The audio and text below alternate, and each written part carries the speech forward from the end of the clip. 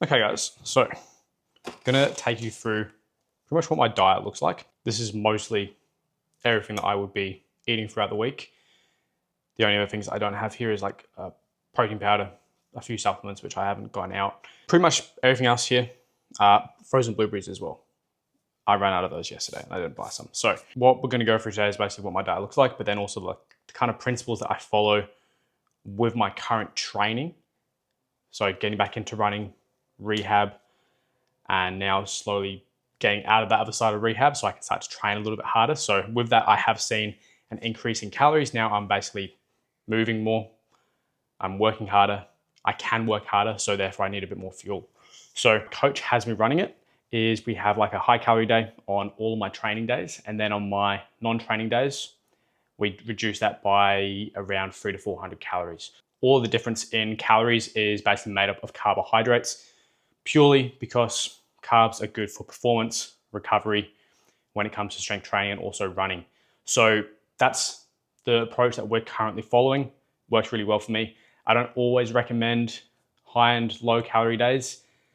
There's nothing hugely special about it, but it can work really well if you've had a bit of experience tracking calories before, you've had experience following maybe a meal plan, or just you've had some time looking at your nutrition and maybe just doing a standard same calories every day. So it can be hugely beneficial if you've had that experience, as it will give you a bit more performance on your training days. I'll run through this. I'm actually gonna make some breakfast right now as well.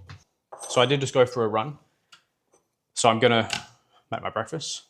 Because I've also got to train later as well. I've got to do my upper body session. I usually wouldn't pair my runs before a strength session, but because it's an upper body strength session and because I'm going to be refueling, it's going to be fine. And it's still upper body, it's still a little bit lighter. It's not like I'm pushing or need to be pushing any big numbers for like powerlifting or anything like that. So it's in one of those instances where I will let that slide a little bit. Oh, one other thing I actually didn't put out here was oats. One of the first principles I have around what my nutrition at the moment, and this is what I try to do with all my clients, whether they're tracking calories, they're doing high or low calorie days, they're following a meal plan, whatever it is. One of the most important principles that I find when it comes to performance and recovery is that we time most of your carbohydrates around training. So that means before you go train, we're getting some carbohydrates. After you train, we're getting more carbohydrates. Obviously, there's protein and other things going in around that as well, but that's going to be where your carbohydrates are going to be best used. The next place I like to put some or leave some is in the evening. That can help with sleep, depending on the carbohydrate type that you have. The rest of them, I kind of just sprinkle throughout the rest of the day to kind of give my meals a bit more volume and just make them obviously taste good as well. So I don't have like exact numbers because it's all very, very individual on that front, but I guess off the top of my head, 2/3 of your carbohydrates before and after training, and even a little bit during training. And then that other third that is used to kind of spread out through the rest of your meals and before sleep. I think that would work for most people unless you're eating very, very, very high calories and you're eating like 500 plus, 600 plus grams of carbs every day, which honestly, not a lot of people are, not a lot of people need that. But yeah, basically what meals usually look like. First meal of the day, I usually go with oats, protein powder, a little bit of fruit on there, which I'm doing now. Before I did go run today, I did have coconut water. That's a really good one for intra carbs, or before going for a run, I was getting up very early. Coconut water, Gatorade, Powerade, things like that work really well. I just prefer coconut water. I like the taste. So yeah, first meal of the day, we've got oats, bit of protein powder, fruit, and then usually my next meal would most cases be my pre-workout meal. Depends on the day, but usually that's the case. And that one will usually consist of cream of rice. So we have rice flour here. I never buy packets of cream of rice from the supplement store. I find that overpriced, the recipe is a little bit inconsistent. And this one, like that bag there, cost me $1. And that will last me, that will do my whole week of training. Actually, no, that will give me 5 serves of cream of rice. If you follow me for a while, you'll see on my Instagram that I don't make the cream of rice, which is just sludge, grainy, This one doesn't do that. And with the right recipe, which I've actually got, it will be a lot, I prefer like a cakey sort of mixture. So I let it set and it's a bit more solid. It's not runny, it's not goopy. So it actually tastes good. So I do cream of rice sometimes instead of cream of rice. If I don't have time or if I just feel like something a little bit different, I will bread, banana, honey, sometimes peanut butter to slow that digestion if I'm having that further out from training. But those are usually my 2 pre-workout meals. After that, what I will have is my lunch and a post-workout meal. That will be rice, and I haven't meal prepped this yet, but chicken breast. I will cook that up usually over the weekends. I'm going to do that tonight. And I'll put a little bit of veggies in there, but I want to keep that one mostly carbs and fats, just so really easily absorb, very quick absorption. Make sure I'm not having too much fiber or fats in there, as that will slow digestion down after training, which is what I want. And then usually I will have my next meal. I feel like I'm missing something. Usually there'll be a snack in there somewhere. So that will usually consist of banana and honey on toast if I haven't already had that. If I have, then I might have some cereal. Another post-workout meal that I have been doing recently, if I have a little bit more time, which is actually really, really good, is I'll actually make a high protein French toast. So that's why I've got the egg whites here. I will basically do 250 mils of egg whites, bread, usually sourdough, and then banana, honey. Perfect. Like, it tastes great. It's super easy and super high protein. And it actually worked really well when I was on a cups. It ended up being like 30 or 40 grams of protein, and then the rest of it was basically just carbs. And it worked out to be around anywhere from 350 to 450 calories. So it was like a perfect meal when I was on a cut. Kind of hit that spot of like the sweet tooth, but also wasn't super high calorie and didn't blow me out as well. Next meal will usually be pasta. And then what I'll do, I go kangaroo mince purely because I actually like the taste.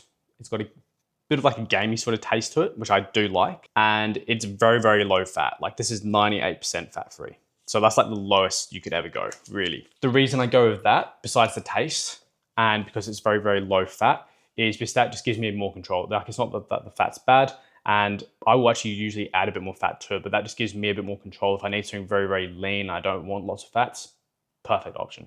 But yeah, I usually get that and put it in with like tin tomatoes, beans, onions, a few other veggies, and that will be just a really solid meal. I'll have that with pasta.